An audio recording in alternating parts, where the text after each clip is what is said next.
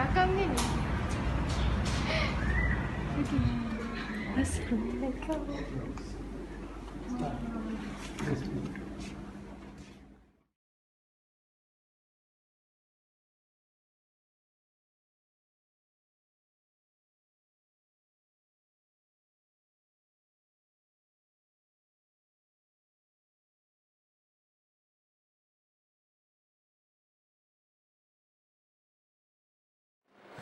I try to incorporate local identity.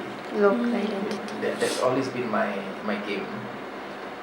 Even when I graduated, but that's not something that I can implement straight away.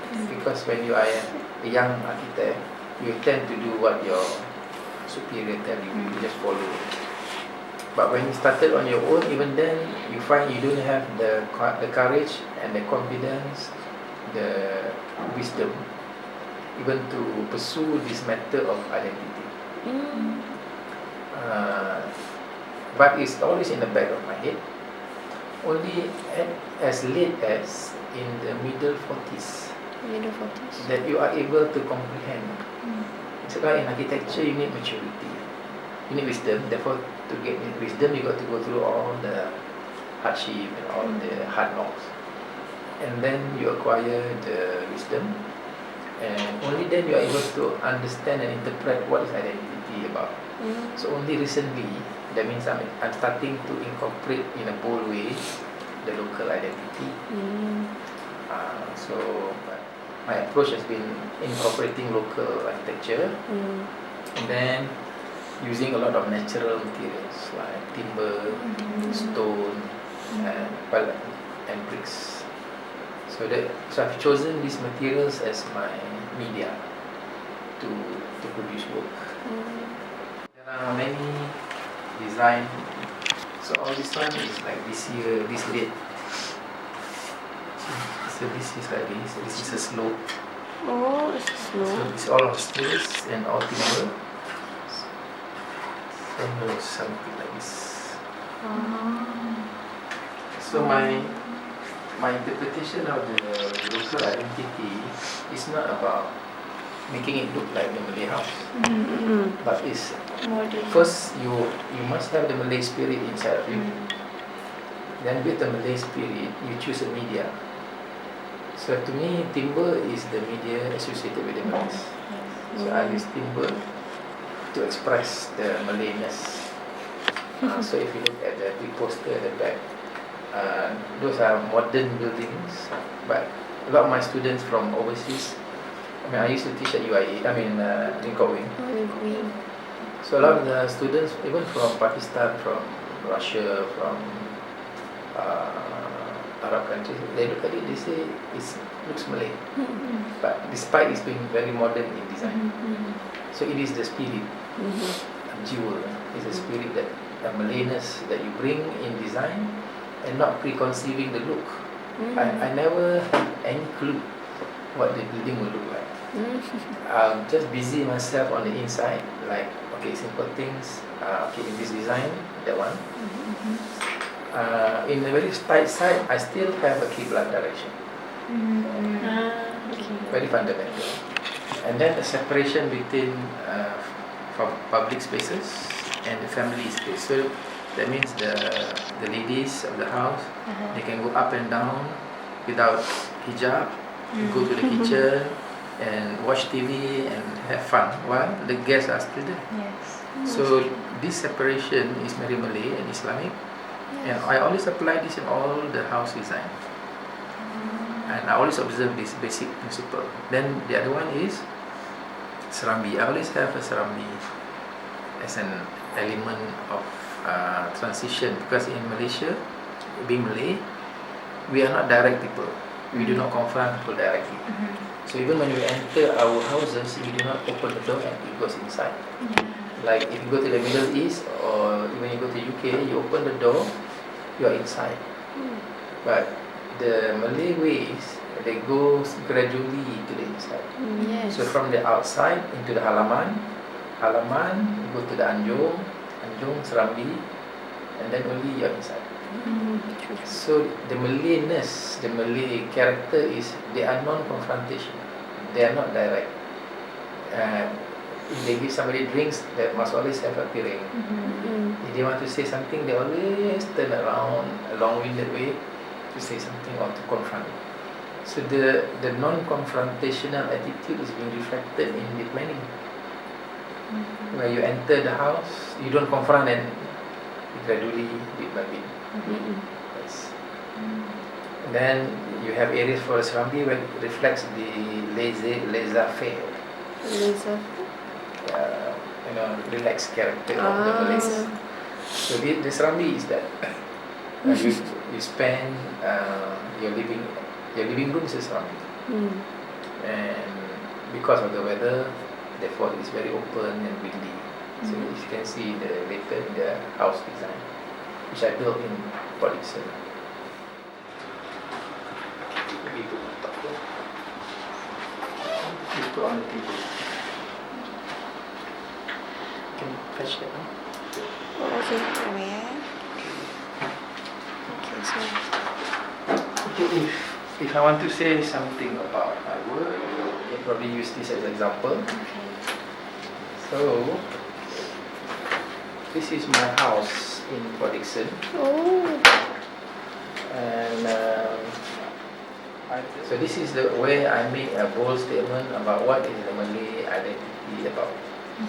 But does that mean that it looks like the fish look like this? Instead of going directly to the final look, I didn't bother about that, but I just concentrate on being Malay. So what is being Malay about?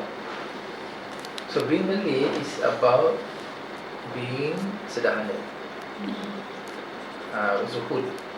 So I also coined a new term for this aesthetic. I call it the ascetic aesthetic. You know what is ascetic? aesthetic. Ascetic. Ascetic ni orang yang ke arah zuhud lah. So this is the aesthetic of the aesthetic. So if you look at the house, it does not rely on decoration or high finishes. It rely on the material itself. Full stop like this. As far as finishing, it stops here. Dengan all the imperfection, but still there is appeal. So to me, this is the Malay being Malay. That you don't pitch so high, you pitch it as down. And because of that modest approach, people are comfortable because they don't feel intimidated. I'm sure you've been to houses or hotels that are so high in finishes. You feel intimidated. But if you go to a house that is very modest, you feel at ease very quickly. This is the entrance. Also, this is the full. Yeah, this is the front. This is the front, and this part is here. And this is a timber roof as well. Ada bench. So if you enter, if the modest enters, you don't feel intimidated by it. Nice. And then you enter into the Serambi area. So this Serambi area is Malay. This is the example of the living room for Malays. It's not heavy curtains and air conditioned and Italian. It's empty, very bare furniture. It's robust. If the rain, the rain gets into the space, you just wipe it and push it away, and you have bidet. And it's like a jeans, wearing jeans. It doesn't matter you spill coffee or anything. So this is what it is like. And to me, this is the definition of a living room for a Malay house. It's a lot of wind, breezy, open space. So many function has happened here. Wedding function, kenduri, tahlil, everything. So this is the element of the Malayness. It happens here. And then I was also sort of criticizing the modern style, where it is too perfect and too flat and all too hard. So I personally created texture. you see texture, shadow, in and out. When the walls are all textured, as opposed to flatness and sleekness. So this is anti-modern. The current, if you look at the current magazines, architecture, they're all like very sleek and glass and steel, but it's very cold. So here I purposely have texture. Even I have carvings. So I have carvings by the carpenter. So where's the location of this house? You're familiar with Port Dickson? Yes, but is it near the beach? Yeah, it's about 400 meters from the beach. Oh, I So see. it's on a hill. It's like a very low hill. So you can see the sea. Oh, So you can see the sea. okay. Which I emphasize is the cross ventilation. Contemplation. And I have proven that although this facade is facing west, because it's facing the sea, but with the cross ventilation, I have windows open here and windows open the other side, and suddenly this room becomes a balcony. Like, Yes. during design stage, I wanted to put a balcony, but then when I decided to put all these windows and over there windows, I already got a balcony by opening all the windows. So this is a very breezy space. So all the room, bedroom, and this is a lady space. Because this is the guy's space, and this is the lady's space. This space here is this one. Oh, the ladies' place. So the surprise of the house comes from this one. The curve. So this curve wall happens here At the side. at the back. Oh, at the back. So there's walls at the back. There's curve. Why is it curved? Uh-huh. Why is it curved? So why the curve? Mainly is to express the beauty of the wood. Is to express the wood itself. That means I can do this. Like tada, I can do this. As opposed to this, okay, it's beautiful. But when it's stretched itself, then you are aware of what you can do. More attractive. And more attractive. Like a guy, flex the muscle. So like a girl, she so this is what it's doing. So when you're on the inside, you can see the tension in the wall. And then on the outside, this is the back of the house. Normally it feels negative, right? Behind. But because of the curve, it is made positive. I'm still trying to crack it. It's still difficult. Okay, let me tell you something about this. Something to be here actually. These are on the same side. These two. Two of this. These are two design, different approach. This is the common sense approach. So ada serambi, living room, ada neck. The neck is the dining room. This is the family room, and this is the bedroom. And the courtyard. So this is the family area. And then the dining is like a public area, quasi-public. And this is a public, so that means I have a serambi here. Imagine the serambi like that. And then this is a living room. So they will all be oriented to Kaabah like this.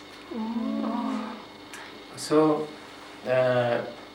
when the guy, the husband is having guests, they can be here and they can have their makan there, and the family can still watch TV and be normal. Okay, because the site is so beautiful, the design had to be strong. This is common sense.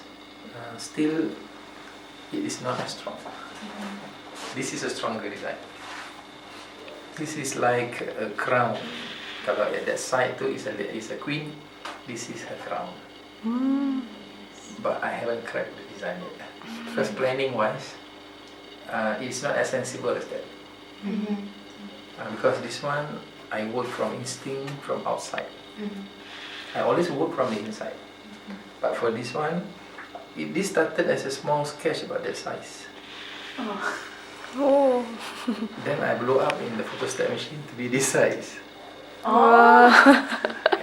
And then from there I stick it on this board and I started doing the model. And so this one, there'll be another tiered roof like this, and similarly. So this is the master bedroom, and these are all the bedroom, kitchen, living room. So it opens to the view. Looks like kite. So There's still Malay identity to that. It wasn't like preconceived. I just go with the flow, and then when it's ready like this way you can relate it to some metaphor. That's why when we design with metaphor, doesn't mean we start with the metaphor. We just be real first. You be real, and whatever comes, then you look. This looks like a boat. This one looks like leaves falling down, or looks like kite flying. Okay, this method it's about design method. I can vouch that. You see, this site is about 5,000 square feet. When I started to design it, I cannot do this, I cannot do that. It has to be like this. So it's very quick I come to the design. It is, if you are looking for the source of design, there are three. The first one, you want to guess? From where we get the recipe for the design, the ingredients? From the site Correct. itself. So from the site. So this is the first source. If you're looking for ingredients for design, here. Then the second source, you want to try again? You're designing and you're cari ingredient nak design. Culture. Culture. Neighborhood tapi tu site. Tak apa, culture pun side. The client person. Of course you're designing for somebody. Yes. So you got to look for dia punya identity, dia punya aspiration, dia punya hope. So it is from here that you're looking for some ingredient for your design. Okay. This one? Any mahal? Close. So, So,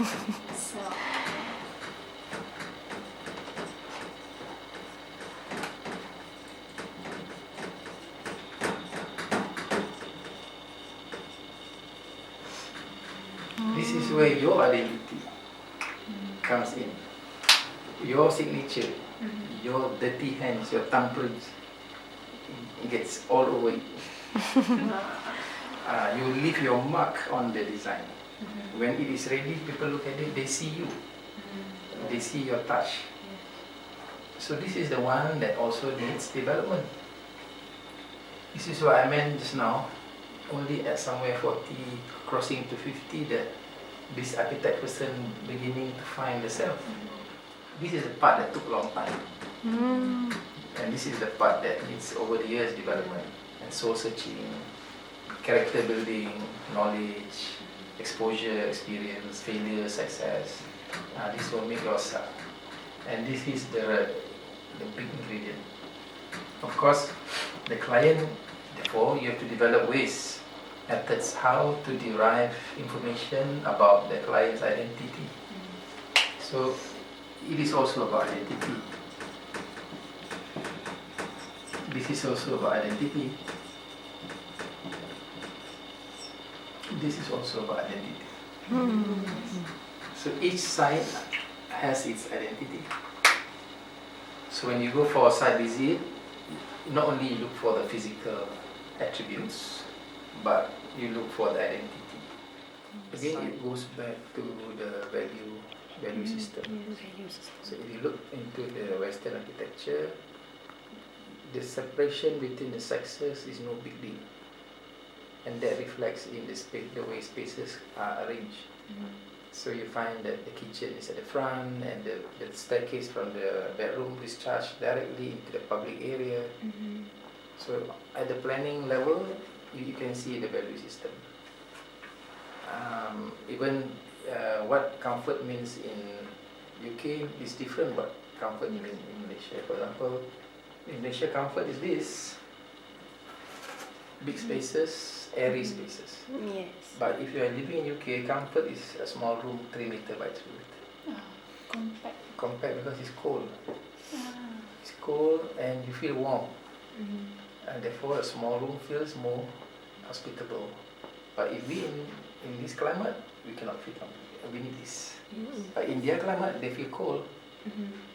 So the climate itself gives the differentiation in the product, the value system, the culture. And now they are far away from religion. So their architecture too, is it becoming love one, becoming novelty, becoming fanciful, but Not modest. No. not modern, nothing of value. Just something interesting, but no more than that. But too, it's important for our society to have values like this, privacy and material, like you don't use too much material. Like if you look in the design of the European, there's so many finishes, so many layering, and doing this way membazir. So because they approach it in different value system. Okay, so you must strive to be adventurous. You must hang loose. You must not be like too in a straight, too constricted. You must learn to be flexible and open-minded, to see the opinion of others. So you must be chill. Chill. Stress yourself. Don't be like so. So like people are saying this, you just pause and listen. Then if you don't agree, never mind, just park it. Maybe you will agree one day, or maybe not. So that's the attitude. And then be grounded, meaning your hands, keep it alive. Draw. So I would like to put this in your minds that take charge of your intellectual property. What that means? For example, today when the architect design, then that design now goes into the hands of the contractor. He has different priorities. He doesn't share the same priority as you have. So he will start to look ways how to remove some things. So now the baby is now using something else. And then comes the developer, who has no feeling for the end user. So he starts to cut some fingers. Yes. So the baby comes out mutilated. Your baby comes out mutilated because the contractor has different priorities, the developer got different priorities. And you see this problem in the government projects. There are many layers of people trying to cut the baby. And this is the problem. So whatever you design, by the time it gets implemented, maybe it's only 30 or 40%. The rest is being mutilated. So if you take charge of your IP, means you design, you build, you organize the construction, and then you sell. Alright, thank you for your time. Does that fulfill your mission? Yes. Yes. Inshallah.